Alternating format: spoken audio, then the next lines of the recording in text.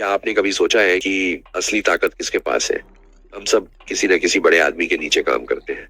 एक बॉस, एक नेता, एक कारोबारी। पर असल में ताकत उनकी नहीं होती जो सबसे ऊपर होते हैं। ताकत होती है उन लोगों के पास जो चुपके से सबको हिला रहे होते हैं। सोचिए, क्या होता अगर आपको अपने दुश्मन को अपना सबसे बड़ा सहयोगी बना ले? या क्या होता अगर आप अपने सबसे करीबी दोस्त को अपनी ताकत बनाने की बजाय उसे अपने खिलाफ खड़ा कर ले? ये किताब है जो आपको यही सिखाने आई है। हर दिन की जिंदगी में आपको सत्ता हासिल करने के लिए क्या करना होगा, कैसे आप अपने पास की दुनिया को अपनी दिशा में मोड़ सकते हैं बिना किसी को एहसास हुए। तो अगर आप तैयार हैं तो सत्ता के पहले नियम से शुरुआत करते हैं। Never outshine the master. 1983 में एक युवा और जुनूनी स्टीव जॉब्स, जिन्होंने एप्पल को जन्म दिया था, ने एक बहुत बड़े सीईओ जॉन स्कल्ली को एप्पल में लाने के लिए बनाया। जॉब्स ने स्कल्ली से पूछा, क्या आप अपने जीवन को बेचने के लिए तैयार हैं? और स्कल्ली ने हाँ कहा। लेकिन जॉब्स ने जल्द ही स्कल्ली को खुद से ताकतवर बनाने की जगह उसे चुनौती देने की गलती की। स्टीव जॉब्स को खुद ही एप्पल से निकाल दिया गया।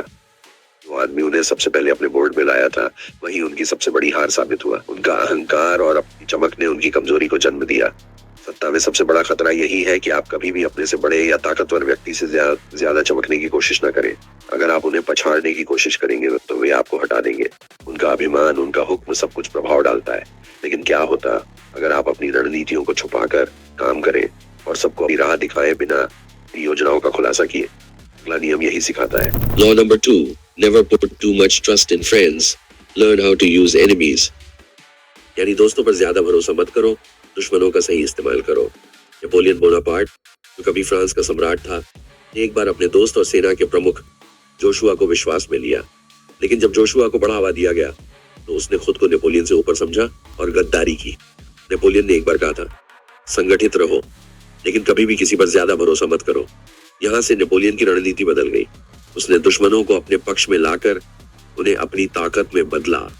यह थी असली शक्ति की पहचान, अपने दुश्मनों से बेहतर काम निकालना। हमेशा अपने दुश्मनों को नजरअंदाज मत करो। कभी कभी वही लोग आपको सबसे ज्यादा फायदा दे सकते हैं। अगर आप अपने दुश्मन को समझकर उससे सहमति ले लेते हैं तो आप उसे अपनी ताकत में बदल सकते हैं।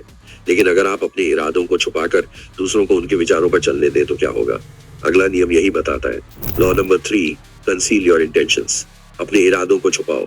चाणक्य ने जब मौर्य साम्राज्य की नींव रखी तो उसका एक ही लक्ष्य था, भारत को एक साम्राज्य में लाना। लेकिन चाणक्य ने हमेशा अपने इरादों को छुपाया। वह चुपचाप काम करता, कभी किसी को यह एहसास न होने देता कि वह क्या योजना बना रहा है। चाणक्य ने कहा था, अपने शत्रु के बारे में सब कुछ जानो, लेकिन अपने इरादे कभी जाहिर मत करो। यही कारण था कि वह हर युद्ध में जीतते थे, क्योंकि उनके विरोधी कभी यह समझ ही नहीं पाते थे कि चाणक्य का अगला कदम क्या होगा। कभी भी अपने इरादों को सबके सामने न लाओ। अगर लोग आपकी योजना समझते हैं तो वे उसे बदल सकते हैं।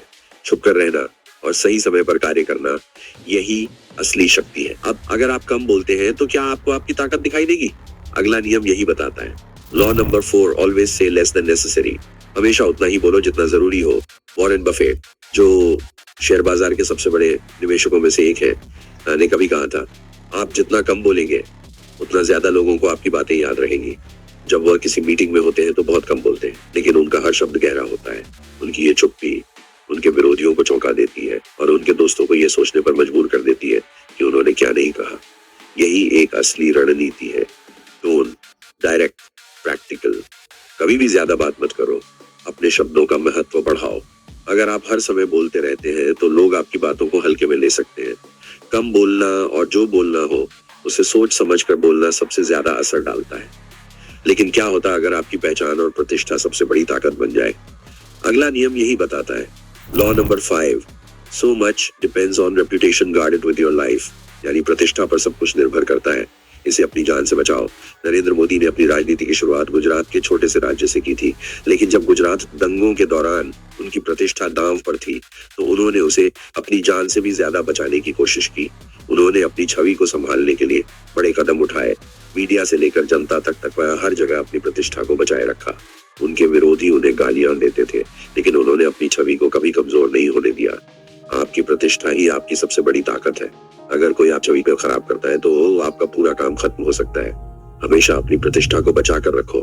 अगर आपकी छवि मजबूत है तो लोग आपके पास खुद चल कर आएंगे, लेकिन अगर आपकी नजरें किसी और पर हो तो क्या होता? अगला नियम यही बताता है।